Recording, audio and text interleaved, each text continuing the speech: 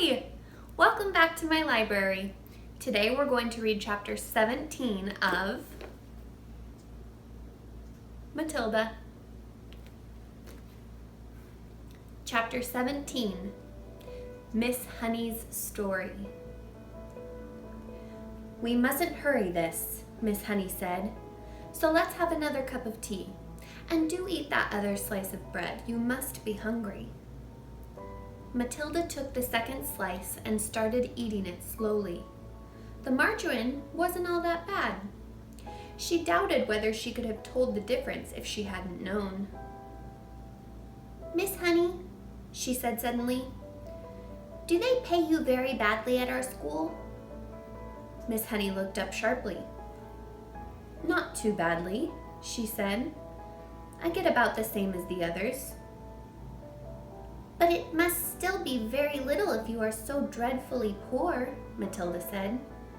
"Do all the teachers live like this, with no furniture, and no kitchen stove, and no bathroom?" "No, they don't," Miss Honey said rather stiffly. "I just happen to be the exception." "I expect you just happen to like living in a very simple way," Matilda said, probing a little further. "It must make house cleaning an awful lot easier, and you don't have furniture to polish, or any of those silly little ornaments lying around that have to be dusted every day. And I suppose if you don't have a fridge, you don't have to go out and buy all sorts of junky things like eggs and mayonnaise and ice cream to fill it up with. It must save a terrific lot of shopping." At this point, Matilda noticed that Miss Honey's face had gone all tight and peculiar looking. Her whole body had become rigid. Her shoulders were hunched up high, and her lips were pressed together tight, and she sat there gripping her mug of tea in both hands and staring down into it as though searching for a way to answer these not quite so innocent questions. There followed a rather long and embarrassing silence. In the space of 30 seconds, the atmosphere in the tiny room had changed completely, and now it was vibrating with awkwardness and secrets. Matilda said, "I am very sorry I asked you those questions, Miss Honey. It is not any of my business." At this, Miss Honey seemed to rouse herself. She gave a shake of her shoulders, and then very carefully, she placed her mug on the tray. "Why shouldn't you ask?" she said. "You are bound to ask in the end. You are much too bright not to have wondered. Perhaps I even wanted you to ask. Maybe that is why I invited you here after all. As a matter of fact, you are the first visitor to come to the cottage since I moved in 2 years ago." Matilda said nothing. She could feel the tension growing and growing in the room. "You are so much wiser than your years, my dear," Miss Honey went on, "that it quite staggers me. Although you look like a child, you are not really a child at all, because your mind and your powers of reasoning seem to be fully grown up. So I suppose we might call you a grown-up child, if you see what I mean." Matilda still did not say anything. She was waiting for what was coming next. "Up to now," Miss Honey went on, "I have found it impossible to talk to anyone about my problems. I couldn't face the embarrassment, and anyway, I lack the courage. Any courage I had was knocked out of me when I was young. But now, all of a sudden, I have a sort of desperate wish to tell everything to somebody. I know you are only a tiny little girl, but there is some kind of magic in you somewhere. I've seen it with my own eyes." Matilda became very alert. The voice she was hearing was surely crying out for help. It must be. It had to be. Then the voice spoke again. "Have some more tea," it said. "I think there's still a drop left." Matilda nodded. Miss Honey poured tea into both mugs and added milk. Again, she cupped her own mug in both hands and sat there sipping. There was quite a long silence before she said, "May I tell you a story?" "Of course," Matilda said. "I am 23 years old," Miss Honey said. "And when I was born, my father was a doctor in this village. We had a nice old house, quite large, red brick. It's tucked away in the woods behind the hills. I don't think you'd know it." Matilda kept silent. "I was born there," Miss Honey said. "And then came the first tragedy. My mother died when I was 2. My father, a busy doctor, had to have someone to run the house and to look after me. So he invited my mother's unmarried sister, my aunt, to come and live with us. She agreed, and she came." Matilda was listening intently. "How old was the aunt when she moved in?" she asked. "Not very old," Miss Honey said. "I should say about 30. But I hated her right from the start. I missed my mother terribly, and the aunt was not a kind person. My father didn't know that because he was hardly ever around, but when he did put in an appearance, the aunt behaved differently." Miss Honey paused and sipped her tea. "I can't think why I'm telling you all this," she said, embarrassed. "Go on," Matilda said. "Please." "Well," Miss Honey said, "then came the second tragedy. When I was 5, my father died very suddenly. One day he was there and the next day he was gone. And so I was left to live alone with my aunt. She became my legal guardian. She had all the powers of a parent over me, and in some way or another, she became the actual owner of the house." "How did your father die?" Matilda asked. "It is interesting you should ask that," Miss Honey said. "I myself was much too young to question it at the time, but I found out later that there was a good deal of mystery surrounding his death." "Didn't they know how he died?" Matilda asked. "Well, not exactly," Miss Honey said, hesitating. "You see, no one could believe that he would ever have done it. He was such a very sane and sensible man." "Done what?" Matilda asked. "Killed himself." Matilda was stunned. "Did he?" she gasped. "That's what it looked like," Miss Honey said, "but who knows?" She shrugged and turned away and stared out of the tiny window. "I know what you're thinking," Matilda said. "You're thinking that the aunt killed him and made it look as though he'd done it himself." "I am not thinking anything," Miss Honey said. "One must never think things like that without proof." The little room became quiet. Matilda noticed that the hands clasping the mug were trembling slightly. "What happened after?" she asked. "What happened when you were left all alone with the aunt? Wasn't she nice to you?" "Nice?" Miss Honey said. "She was a demon. As soon as my father was out of the way, she became a holy terror. My life was a nightmare." "What did she do to you?" Matilda asked. I don't want to talk about it, Miss Honey said. It's too horrible. But in the end, I became so frightened of her, I used to start shaking when she came into the room. You must understand, I was never a strong character like you. I was always shy and retiring. Didn't you have any other relations? Matilda asked. Any uncles or aunts or Grammies who would come and see you? None that I knew about, Miss Honey said. They were all either dead or they'd gone to Australia. And that's still the way it is now, I'm afraid. So you grew up in that house alone with your aunt, Matilda said.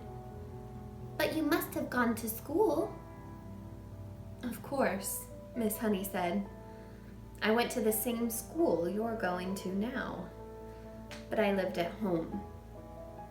Miss Honey paused and stared down into her empty tea mug.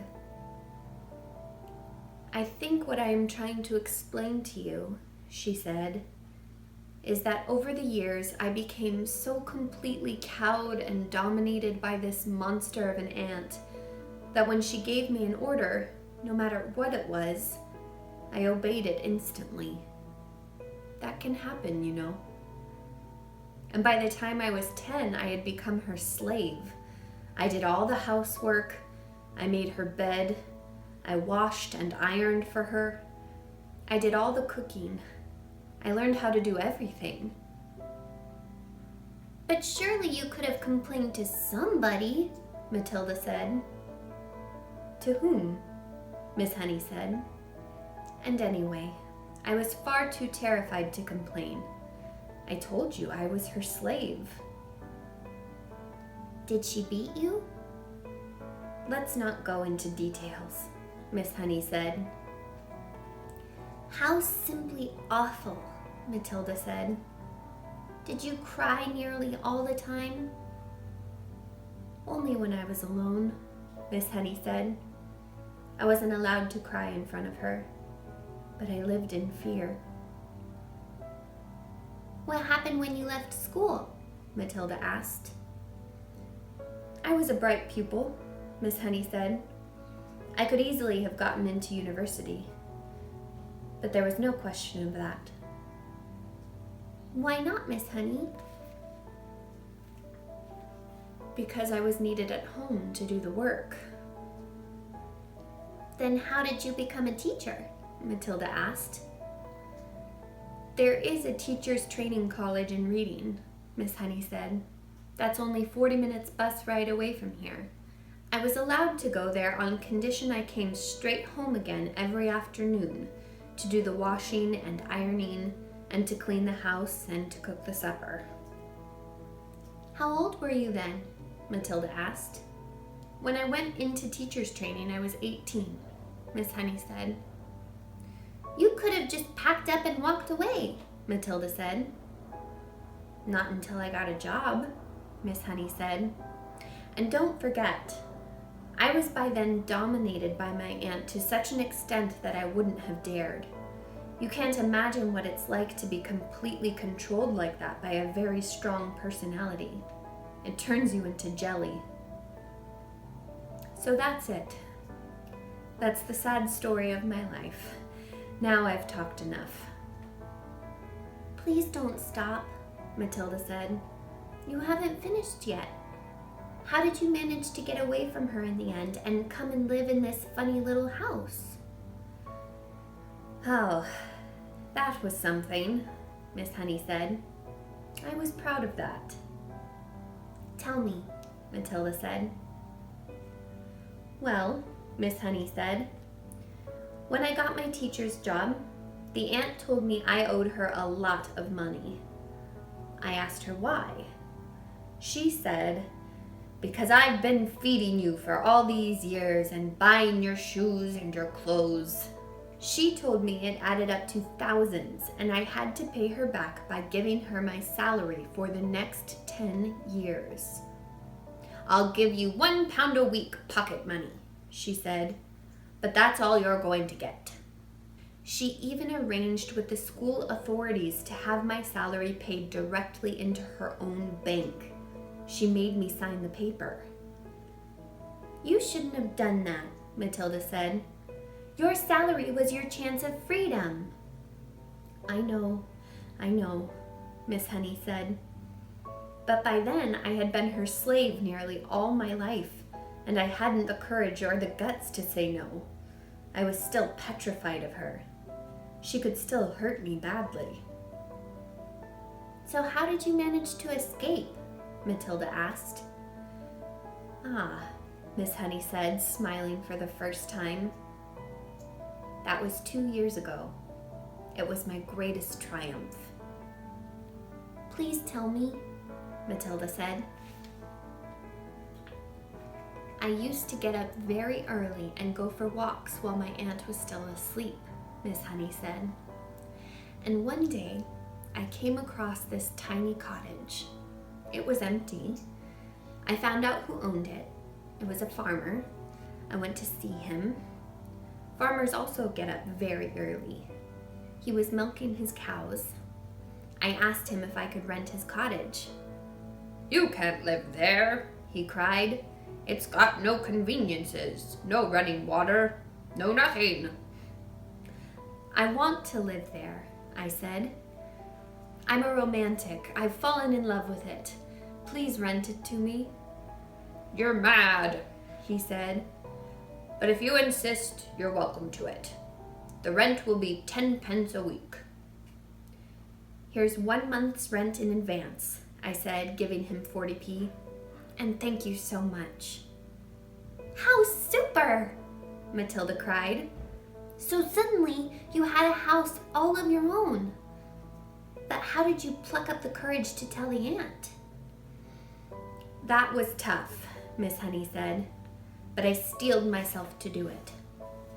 One night, after I had cooked her supper, I went upstairs and packed the few things I possessed in a cardboard box and came downstairs and announced I was leaving. I've rented a house, I said. My aunt exploded. Rented a house, she shouted. How can you rent a house when you have only £1 a week in the world? I've done it, I said. And how are you going to buy food for yourself? I'll manage, I mumbled, and rushed out of the front door. Oh, well done, you, Matilda cried. So you were free at last. I was free at last, Miss Honey said.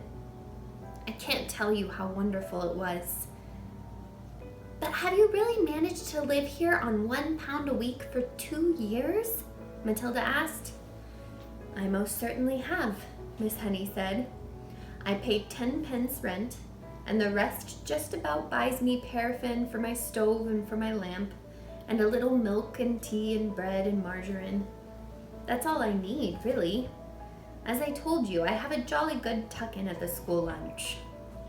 Matilda stared at her. What a marvelously brave thing Miss Honey had done. Suddenly, she was a heroine in Matilda's eyes. Isn't it awfully cold in the winter? She asked. I've got my little paraffin stove, Miss Honey said. You'd be surprised how snug I can make it in here. Do you have a bed, Miss Honey? Well, not exactly, Miss Honey said, smiling again. But they say it's very healthy to sleep on a hard surface. All at once, Matilda was able to see the whole situation with absolute clarity. Miss Honey needed help. There was no way she could go on existing like this indefinitely. You would be a lot better off, Miss Honey, she said, if you gave up your job and drew unemployment money. I would never do that, Miss Honey said. I love teaching. This awful aunt, Matilda said. I suppose she is still living in your lovely old house? Very much so, Miss Honey said. She's still only about 50. She'll be around for a long time yet. And do you think your father really meant her to own the house forever? I'm quite sure he didn't, Miss Honey said. Parents will often give a guardian the right to occupy the house for a certain length of time, but it is nearly always left in trust for the child. It then becomes the child's property when he or she grows up. Then surely it is your house, Matilda said. My father's will was never found, Miss Honey said. It looks as though somebody destroyed it. No prizes for guessing who, Matilda said. No prizes, Miss Honey said. But if there is no will, Miss Honey, then surely the house goes automatically to you. You are the next of kin. I know I am, Miss Honey said. But my aunt produced a piece of paper supposedly written by my father, saying that he leaves the house to his sister-in-law in return for her kindness in looking after me. I am certain it's a forgery, but no one can prove it. Couldn't you try? Matilda said. Couldn't you hire a good lawyer and make a fight of it? I don't have the money to do that, Miss Honey said. And you must remember that this aunt of mine is a much respected figure in the community. She has a lot of influence. Who is she? Matilda asked. Miss Honey hesitated a moment. Then she said softly, Miss Trunchbull. And that's the end of chapter 17. Miss Honey has had a very hard life. And yet she still chooses to be kind despite everything. Today I'd like to ask you to make a special point to be kind to someone else in honor of Miss Honey. And make sure you like and subscribe so you're here for the next chapter. See you soon.